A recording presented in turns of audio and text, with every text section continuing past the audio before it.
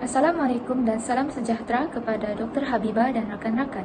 Saya Nur Syamimi Syura binti Syahid, selaku Ketua bagi Kumpulan 8, ingin membentangkan tentang tugasan kami yang bertajuk Elemen Tanggungjawab Mengikut Falsafah Pemikiran Immanuel Kant. Halo, nama saya Yushenya. Saya akan membentangkan pengenalan untuk esei kita yang bertajuk Elemen Tanggungjawab Insan menurut Falsafah Pemikiran Immanuel Kant. Falsafah dapat dirumuskan sesuatu teori atau fikiran digunakan untuk mendapatkan kebenaran. Immanuel Kant, seorang tokoh falsafah moden, beliau dilahirkan di Königsegg pada 22 April tahun 1724 dalam keluarga yang sederhana. Beliau menikmati bidang kepada ilmu falsafah merangkumi matematik dan fizik, serta logik, metafizik, etika dan dengan undang-undang.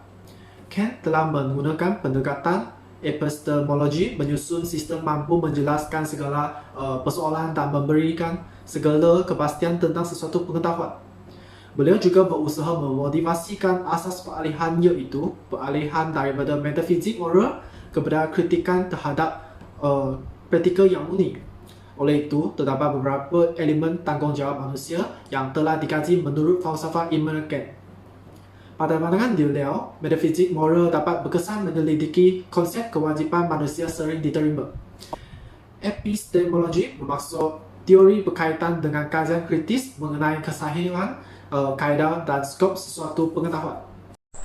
Poin yang seterusnya adalah tindakan eksistensialisme melalui fahaman moden yang menekankan pentingnya pengalaman manusia dan bahawa setiap manusia bertanggungjawab atas segala tindakan hidupnya. Dikenali juga sebagai etika situasi kerana menilai baik atau buruk perbuatan mengikut situasi atau keadaan pada waktu tersebut. Aplikasinya dalam bidang pendidikan pula adalah tumpuan falsafah ini tertumpu kepada 4 aspek, iaitu jenis kokurikulum, peranan guru, kaedah mengajar dan peranan murid. Kokurikulum eksistensialisme tidak mempunyai mata pelajaran khusus kerana murid-murid bertanggungjawab atas pendidikan masing-masing. Guru pula berperanan sebagai pemangkin dalam menyediakan peluang pendidikan agar anak murid dapat mengekspreskan perasaan dan juga emosi, berpusatkan aktiviti dan juga murid. Akhir sekali, peranan murid adalah untuk melibatkan diri secara aktif untuk memaksimumkan peluang pendidikan yang disediakan. Namun begitu, teori eksistensialisme ini mendapat kritikan. Teori ini mendapat kritikan kerana membelakangkan peraturan yang sedia ada dalam masyarakat seperti undang-undang, hukum, adat dan sebagainya. Selain itu, teori ini juga menolak agama dan Tuhan. Selain itu, teori ini juga mendapat kritikan dalam dunia pendidikan. Kritikannya adalah apabila falsafah ini mengabaikan realiti sosial kemasyarakatan yang bahawa manusia merupakan makhluk sosial. Maka di sini dapat disimpulkan bahawa kebebasan yang diterajui oleh falsafah eksistensialisme ini bukanlah kebebasan semua sebagai suatu sifat dari tindakan. Kebebasan yang dibangunkan adalah kebebasan berdasarkan keinginan dan juga kehendak diri sendiri individu. Segala tindakan yang dilakukan mempunyai risiko dan tanggungjawab masing-masing. Oleh itu, individu haruslah peka terhadap situasi yang terjadi. Seterusnya, elemen tanggungjawab insan menurut falsafah pemikiran Immanuel Kant juga ialah konsep tekad baik. Berdasarkan Kant, konsep tekad baik atau goodwill yang membawa maksud penilaian praktikal, kesungguhan hati dalam melakukan dengan niat dan tujuan yang baik, adalah sesuatu yang baik tanpa syarat, unconditional good, dalam sesuatu aktiviti itu. Dalam elemen ini, beliau ada menyatakan, tiada apa yang dikatakan baik tanpa syarat dalam sesuatu tindakan, kecuali tekad baik. Elemen tekad baik ini berasaskan kepada tanggungjawab dan tugas seorang manusia terhadap dunia sekelilingnya ke arah mencapai kesempurnaan diri, yaitu maksim. Namun begitu, Kant juga mengatakan bahawa prinsip tekad baik tidak dapat ditetapkan merujuk kepada kebaikan objektif yang membawa maksud. Sesuatu perasaan yang hadir daripada kesadaran terhadap kewajiban akan membawa kepada perlakuan yang baik, bermoral dan benar kerana bukan semua kewajipan seseorang itu bermotifkan kebaikan. Malah mungkin tindakan yang baik tersebut ada syarat-syaratnya. Antara contoh tanggungjawab insan berdasarkan elemen tekad baik ini ialah apabila seseorang itu memberanikan diri untuk menyelamatkan seseorang yang berada dalam situasi yang berbahaya tanpa memikirkan tentang keselamatan diri sendiri. Manakala contoh perlakuan baik secara objektif pula adalah seperti memberi maklumat kepada polis mengenai lokasi kegiatan pengedaran dadah semata-mata ingin mendapatkan habuan wang Satu-satunya perkara yang benar-benar baik dalam diri individu adalah kehendak yang baik dan wasiat yang baik. Hanya baik apabila memilih untuk melakukan sesuatu kerana ia adalah kewajipan orang itu, yaitu daripada menghormati untuk undang-undang. Terima kasih. Tanggungjawab insan yang seterusnya ialah prinsip perintah mutlak. Dalam prinsip ini, Kant berpendapat bahawa manusia harus hidup mengikut undang-undang tanpa ada pengecualian. Selain itu, moral tidak boleh menjadi prinsip sejagat kerana wujud perbezaan pendapat dan pandangan. Menurut Kant, kebenaran sebenar haruslah bebas daripada sebarang penyekatan atau perselisihan dalaman. Prinsip ini juga menegaskan bahawa manusia perlu bertindak dengan kaedah yang betul supaya maksim kita boleh menjadi peraturan atau undang-undang umum. Sebagai contoh, situasi seorang lelaki yang risau akan kelakuannya yang berunsurkan kejahatan lalu bertanya kepada dirinya, adakah ia satu tanggungjawab untuk dirinya membunuh diri? Situasi ini bermaksud, adakah ia satu tindakan yang bermoral kerana ingin membuat kebaikan untuk menjaga keselamatan orang lain dengan membunuh diri sendiri? Saya Lusiap akan teruskan dengan elemen pengetahuan. Dalam pandangan Immanuel Kant, tanggungjawab seseorang insan adalah berkait rapat dengan elemen pengetahuan. Kamus Dewa edisi keempat menyatakan pengetahuan ialah perihal mengetahui apa yang diketahui, dan menurut Zainal Abidin pula mengatakan bahawa pengetahuan ialah kepandaian ilmu atau keilmuan. Tanggungjawab dapat dijustifikasikan dengan pengetahuan, iaitu tanpa pengetahuan menunjukkan tiada tanggungjawab, dan kewujudan pengetahuan menunjukkan kewujudan tanggungjawab. Tambahan pula, pengetahuan baik dan buruk turut menunjukkan kewujudan tanggungjawab, dan tanpa pengetahuan yang baik dan buruk menunjukkan tiada tanggungjawab. Pengetahuan dianggap benar atau salah, contohnya, manusia akan terlupa dan kehilangan informasi apabila menginginkan jawapan dalam fikirannya, walaupun mempunyai pengetahuan yang luas. Oleh itu, pengetahuan ini haruslah bersama kesedaran serta akal yang sempurna bagi menjustifikasikan dengan pengetahuan. Tanggungjawab juga berkaitan dengan baik dan buruk yang ditentukan dengan justifikasi pengetahuan manusia.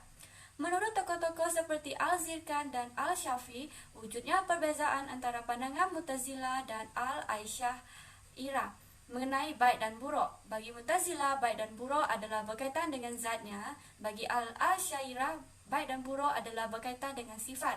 Imam Ar-Razi juga menyatakan beberapa makna terhadap baik dan buruk, iaitu kesempurnaan dan kekurangan, dan wujud tanggungjawab manusia yang bakal menerima ganjaran kebaikan dan balasan hukuman yang setimpal. Sekian saja daripada saya, terima kasih.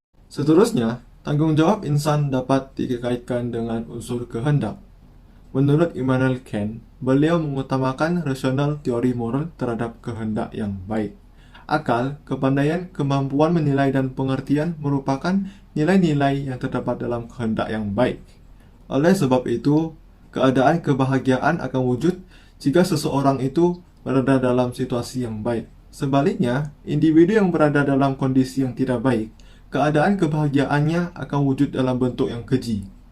Hal ini telah membuktikan keadaan kebahagiaan yang ditentukan oleh kehendak yang baik dapat mempengaruhi dan membatasi tindakan seseorang individu. Unsur kehendak juga bergantung kepada nilai-nilai seperti kehendak yang sederhana dan kawalan diri yang terdapat dalam diri manusia.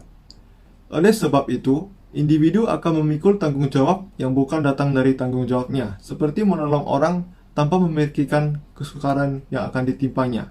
Hal ini telah mewujudkan wujudnya tanggungjawab di dalam individu tersebut untuk melakukan sesuatu perkara. Selamat sejahtera kepada Dr. Habibah dan rakan-rakan sekalian. Nama saya Tan Syahrini Maniam, dan hari ini saya membentangkan isi yang terakhir, iaitu elemen tanggungjawab insan menurut falsafah pemikiran Immanuel Kant. Yang terakhir ialah kebebasan. Kebebasan merupakan hak-hak asasi manusia yang diiktiraf oleh semua agama, negara dan perlembagaan. Walau bagaimanapun, tidak semua pelaksanaan hak-hak tersebut dapat dipraktikkan kerana terdapat beberapa sekatan yang dibuat. Jika dilihat dengan lebih mendalam, betapa pentingnya arah tujuan dan falsafah untuk mengelakkan semua masalah yang ditimbul bagi menjamin pengekalan hak-hak tersebut dengan lebih bermakna. Kebebasan merupakan tanggungjawab insan kerana kebebasan bukan hanya diberikan kepada manusia, tetapi manusia juga wajib memberikan kebebasan kepada orang lain. Kebebasan bersuara merupakan salah satu elemen yang dimiliki oleh manusia. Kebebasan bersuara berkait rapat dengan aspek kehidupan manusia, yang mana manusia bebas untuk menyuarakan asyrat mereka sendiri demi mencapai keamanan. Immanuel Kant menjelaskan bahawa kritikan iaitu penyelidikan terhadap batasan kemampuan akal kita untuk memutuskan sama ada kita dibenarkan berfikir bahawa kita bebas. Penggunaan kaedah metafizik moral dapat membuat tuntutan mengenai kebebasan, autonomi dan moral. Menurut Immanuel Kant, kebebasan berkait rapat dengan etika, agama dan perbuatan baik dan buruk. Beberapa pengaji mengandaikan bahawa kebaikan bermaksud menurut Immanuel Kant ialah penilaian merit hasil daripada perbuatan baik dan buruk manusia. Etika yang dikatakan berkait rapat dengan kebebasan merupakan salah satu bidang falsafah yang mengkaji tentang sesuatu perbuatan baik atau buruk. Falsafah etika juga merupakan satu ilmu yang digunakan untuk mengkaji kehidupan manusia dalam pemahaman falsafah. Etika dapat dibahagi kepada etika normatif dan etika bukan normatif. Etika normatif ialah salah satu disiplin yang menggunakan penilaian terhadap tanggungjawab yang kita dapat menjadi satu cadangan etika yang menentukan sama ada ia baik atau sebaliknya. Menurut Muhammad Musaddiq Jafar, kebebasan bersuara adalah diiringi dengan etika. Sebagai contoh, etika sains yang digunakan oleh saintis dalam bidang penyelidikan bagi meminimumkan kesan buruk. Begitu dengan kebebasan bersuara. Kelancangan dalam menyuara tidak hanya berlaku dalam kalangan dewasa tetapi berlaku dalam golongan kanak-kanak dan remaja di bangku sekolah. Dapat kita ambil contoh daripada kes buli di sekolah di mana murid-murid bertutur dan menyuarakan pendapat tanpa etika. Kebebasan bersuara yang ada tidak digunakan dengan betul tapi digunakan untuk mencetuskan satu perbalaan. Deontologi merupakan salah satu gagasan etika yang hasil daripada Immanuel Kant yang berkaitan dengan ilmu kewajiban manusia berbuat baik dan menghindari perbuatan yang tidak baik. Falsafah deontologi merupakan kepercayaan Immanuel Kant terhadap manusia bahawa manusia memiliki kemampuan untuk memahami undang-undang sejagat dan dapat diterapkan oleh manusia dalam semua situasi. Deontologi dibagi kepada imperatif, hipotesis dan kategorial. Immanuel Kant lebih menekankan imperatif dan kategorial sebagai moral mutlak. Menurut Robbie Abiba Ebrod, pencerahan merupakan kebebasan rahsia dalam pemikiran Immanuel Kant. Pencerahan di sini bermaksud kebebasan kepada manusia dari ketidakkedewasaan yang merupakan salah satu punca disebabkan kesalahan mereka sendiri kerana tidak mampu menggunakan akal tanpa tuntutan orang lain. Melalui penulisan Immanuel Kant yang bertajuk Apa itu Pencerahan, beliau menjelaskan bahawa pencerahan bermaksud pembebasan manusia dari ketidakmampuan manusia seperti tidak berani menyuarakan pendapat atau melakukan sesuatu. Manusia adalah didorong dengan pencerahan agar dapat menggunakan kebebasan rahsia mereka dengan baik dalam perdebatan dan apabila mengemukakan pendapatnya. Pesan moral pencerahan yang diingatkan oleh Immanuel Kant merupakan beliau menegaskan bahawa kebebasan merupakan prasyarat kepada pencerahan yang mana manusia seharusnya membuka minda dan berfikir dengan luas tanpa batasan agar dapat mengatasi segala kecurigaan dan agar manusia tidak mudah ditindas. Assalamualaikum dan selamat sejahtera. Nama saya Nur Faiza binti Sidi, matrix number BB20110394. Baiklah, saya akan membentangkan kesimpulan untuk tajuk esei kumpulan kami. Secara keseluruhannya dapat disimpulkan bahawa setiap manusia dipertanggungjawabkan untuk membuat sesuatu tugasan dengan cara bermoral. Tanggungjawab yang dilaksanakan haruslah selari dengan pengetahuan yang mendalam tentang sesuatu perkara supaya kita dapat membezakan sesuatu perkara yang buruk dan yang baik. Selain itu, falsafah juga amatlah penting dalam kehidupan manusia kerana setiap tindak tanduk yang diperlakukan oleh manusia akan lebih baik jika setiap manusia itu mempunyai falsafah dalam diri. Ilmu begitu penting dalam kehidupan seseorang kerana ia akan menjadi gambaran tentang perilaku seseorang individu tersebut. Oleh sebab itu, wujudlah elemen-elemen tanggungjawab yang telah dibuat oleh Immanuel Kant yang mana mempunyai ilmu pengetahuan yang sempurna akan mencerminkan kecemerlangan dalam sesuatu perbuatan seseorang. Sekian itu sahaja. Terima kasih.